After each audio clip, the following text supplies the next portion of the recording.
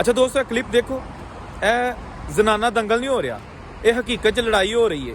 ਪਾਕਿਸਤਾਨੀ ਖਵਾਤੀਨ ਨੇ ਜਿਹੜੀਆਂ ਲੜ ਰਹੀਆਂ ਨੇ ਯੂਕੇ ਦੇ ਵਿੱਚ ਪਹੁੰਚ ਗਈਆਂ ਨੇ। ਉੱਥੇ ਜਾ ਕੇ ਵੀ ਜਨਾਬ ਇਹਨਾਂ ਨੇ ਬੱਚਿਆਂ ਤੋਂ ਉਹ ਉੱਥੇ ਇੱਕ ਦੂਜੇ ਦੇ ਨਾਲ ਢੀਂਗਾ ਮੁਸ਼ਤੀ ਕੀਤੀ ਹੈ, ਹੂਰਾ ਮੁਕੀ ਚੱਲੀ ਹੈ ਔਰ ਇੱਕ ਦੂਜੇ ਦੇ ਵਾਲ ਪੁੱਟ ਕੇ ਹੱਥ 'ਚ ਫੜ ਲਏ ਨੇ।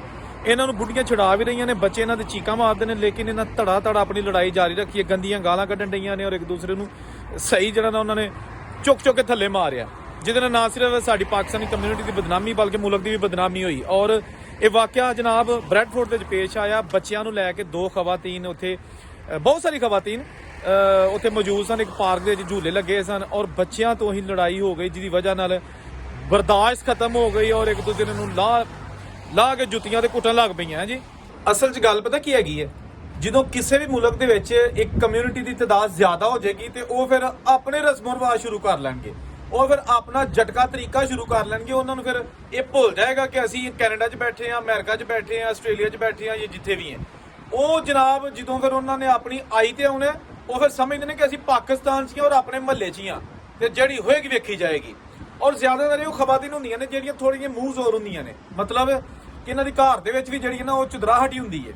ਸਾਡੇ ਨਾਲ ਦੇ ਬੰਦੇ ਵਿਚਾਰੇ ਥੱਲੇ ਲੱਗੇ ਹੁੰਦੇ ਨੇ ਔਰ ਇਹ ਫਿਰ ਜਨਾਬ ਜੋ ਮਰਜ਼ੀ ਕਰਦੀਆਂ ਨੇ। ਡਰ ਖਤਰਾ ਜ ਨਹੀਂ ਹੁੰਦਾ ਕਿ ਜਨਾਬ ਘਰ ਜਾਵਾਂਗੀ ਜਾਂ ਵੀਡੀਓ ਬਣ ਜਾਏਗੀ। ਔਰ ਮੋਬਾਈਲ ਦਾ ਦੌਰ ਹੈ, ਛੋਟੇ ਤੋਂ ਛੋਟਾ ਵਾਕਿਆ ਵੀ ਲੋਕੀ ਉੱਥੇ ਬੈਠੇ ਖੜੇ ਉਸੇ ਵੇਲੇ ਉਹਨੂੰ ਕੈਪਚਰ ਕਰ ਲੈਂਦੇ ਨੇ, ਵੀਡੀਓ ਬਣਾ ਕੇ ਤੇ ਸੋਸ਼ਲ ਮੀਡੀਆ ਤੇ ਪਾ ਦਿੰਦੇ ਨੇ। ਮੇਰਾ ਖਿਆਲ ਹੈ ਬੜੀ ਨਮੋਸ਼ੀ ਵਾਲੀ ਗੱਲ ਹੈ, ਸਾਨੂੰ ਕੋਈ ਖੁਸ਼ੀ ਨਹੀਂ ਹੁੰਦੀ ਇਸ ਤਰ੍ਹਾਂ ਦੀਆਂ ਵੀਡੀਓਜ਼ ਅਪਲੋਡ ਕਰਨ ਦੀਆਂ। ਲੇਕਿਨ ਹੁੰਦਾ ਇਹ ਕਿ ਜਿਹੜਾ ਸਾਡਾ ਮਾਹੌਲ, ਸਾਡਾ ਕਲਚਰ, ਸਾਡੀਆਂ ਟ੍ਰੈਡੀਸ਼ਨਸ ਨੇ ਅੱਛੀਆਂ ਪਾਕਿਸਤਾਨੀ, ਉਹ ਜਨਾਬ ਬਾਹਰ ਜਾ ਕੇ ਭੁੱਲਣੀਆਂ ਨਹੀਂ ਚਾਹੀਦੀਆਂ। ਕੈਨੇਡਾ ਦੀ ਵੀ ਮੈਂ ਵੀਡੀਓ ਬਣਾਈ ਸੀ ਥੋੜੇ ਦਿਨ ਪਹਿਲੇ, ਉੱਥੇ ਪੰਜਾਬੀ ਸਰਦਾਰ ਉਹਨਾਂ ਦੀਆਂ ਖਵਾਤੀਨ ਬੰਦੇ ਇੱਕ ਦੂਜੇ ਨੂੰ ਗੰਦੀਆਂ ਗਾਲਾਂ ਕੱਢਦੇ ਨੇ ਪਏ।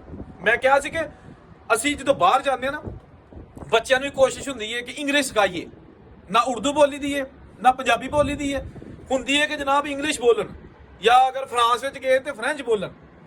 ਲੇਕਿਨ ਜਦੋਂ ਲੜਾਈ ਹੁੰਦੀ ਹੈ ਨਾ, ਫਿਰ ਇੰਗਲਿਸ਼ ਵੀ ਭੁੱਲ ਜਾਂਦੀ ਹੈ, ਫ੍ਰੈਂਚ ਵੀ ਭੁੱਲ ਜਾਂਦੀ ਹੈ ਤੇ ਫਿਰ ਪੰਜਾਬੀ, ਜਿਹੜਾ ਗੁੱਸਾ ਜਾਂ ਜਿਹੜਾ ਗੁਫਰ ਨਿਕਲਦਾ ਨਾ ਪੰਜਾਬੀ ਲੈਂਗੁਏਜ ਗਾਲ ਕੱਢ ਕੇ ਜਾਂ ਇੱਕ ਦੂਜੇ ਨੂੰ ਤਾਨੇ ਦੇ ਕੇ, ਉਹ ਕਿਸੇ ਹੋਰ ਜ਼ਬਾਨ ਦੇ ਵਿੱਚ ਨਹੀਂ ਨਿਕਲਦਾ। ਇਸ ਲਈ ਬਹੁਤ ਸਾਰੀਆਂ ਐਸੀਆਂ ਮਿਸਾਲਾਂ ਸਾਡੇ ਸਾਹਮਣੇ ਮੌਜੂਦ ਨੇ ਕਿ ਜਿਹੜੀਆਂ ਯੂਕੇ, USA ਔਰ ਖਸੂਸਨ ਕੈਨੇਡਾ, ਇੱਥੇ ਦੇਸੀ ਸਾਡੀ ਪਾਕਿਸਤਾਨੀ ਇੰਡੀਅਨ ਕਮਿਊਨਿਟੀ ਇੰਨੀ ਜ਼ਿਆਦਾ ਹੋ ਗਈ ਹੈ ਕਿ ਇੱਥੇ ਲੜਾਈ ਝਗੜੇ, ਗਾਲੀ ਗਲੂਚ, ਪੈਸੇ ਮਾਰਨੇ ਇੱਕ ਦੂਜੇ ਦੇ, ਚੋਰੀ ਕੰਮ ਕਰਨਾ, ਟੈਕਸ ਬਚਾਣੇ, ਅਗਲੇ ਨੂੰ ਥੁੱਕ ਲਾਣਾ, ਇਹ ਸਾਰਾ ਕੁਝ ਇੱਕ ਆਮ ਬਣ ਚੁੱਕਿਆ ਹੈ। ਇਹ ਸਾਡਾ ਇਹ ਤਸਵੀਰ ਦਾ ਦੂਜਾ ਪਹਿਲੂ ਜਿਹੜਾ ਕਿ ਅਸੀਂ ਘੱਟ ਦਿਖਾਉਂਦੇ ਹਾਂ।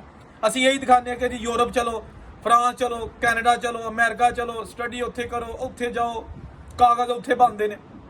ਇਹ ਵੀ ਸਾਨੂੰ ਵਿਖਾਉਣਾ ਚਾਹੀਦਾ ਕਿ ਸਾਡੇ ਜਿਹੜੇ ਉੱਥੇ ਦੇਸੀ ਲੋਕ ਨੇ ਜਾ ਕੇ ਕਰਦੇ ਕੀ ਨੇ। ਸਾਰਿਆਂ ਦੀ ਗੱਲ ਨਹੀਂ ਕਰ ਰਿਹਾ, ਬੜੀ ਅੱਛੀ ਦੁਨੀਆ ਔਰ ਬਹੁਤ ਜ਼ਿਆਦਾ ਤਾਦਾਦ ਵਿੱਚ ਅੱਛੀ ਦੁਨੀਆ, ਲੇਕਿਨ ਕੁਝ ਲੋਕ ਐਸੇ ਨੇ ਕਿ ਉਹਨਾਂ ਨੇ ਖੂਬ ਤਮਾਸ਼ਾ ਆਪਣਾ ਜਿਹੜਾ ਨਾ ਉਹ ਲਾਣਾ ਉੱਥੇ, ਭਾਵੇਂ ਜੋ ਮਰਜ਼ੀ ਹੋ ਜੇ। ਜਿਸ ਤਰ੍ਹਾਂ ਕਿ ਤੁਸੀਂ ਦੇਖਿਆ ਸੀ ਕਿ ਨਵਾਜ਼ ਸ਼ਰੀਫ ਦੇ ਘਰ ਦੇ ਬਾਹਰ ਰੋਜ਼ ਮੰਡੀ ਲੱਗੀ ਹੁੰਦੀ ਸੀ।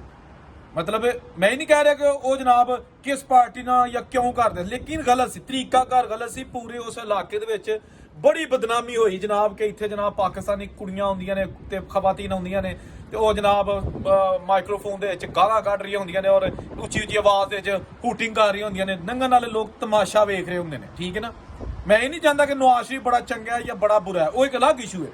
ਪਾਕਿਸਤਾਨੀ ਖਵਾਤੀਨ ਮੇਰਾ ਖਿਆਲ ਹੈ ਉਹਨਾਂ ਦੀ ਇੱਕ ਬੜੀ ਅੱਛੀ ਰਵਾਇਤ ਹੈ, ਸ਼ਰਮੋ ਹਯਾ, ਠੀਕ ਹੈ ਨਾ। ਅਗਰ ਕੋਈ ਮਸਲਾ ਵੀ ਤਾਂ ਬੰਦਿਆਂ ਨੂੰ ਦੱਸੋ, ਬੰਦੇ ਆਪੇ ਮੰਜੀ ਠੋਕਣਾ ਜਾਣਦੇ ਨੇ। ਤੁਸੀਂ ਅੱਗੇ ਨਾ ਆਇਆ ਕਰੋ ਮੇਰੀ ਭੈਣੋਂ, ਜਿੱਥੇ ਰਹੋ ਖੁਸ਼ ਰਹੋ। ਅੱਲਾ ਹਾਫਿਜ਼।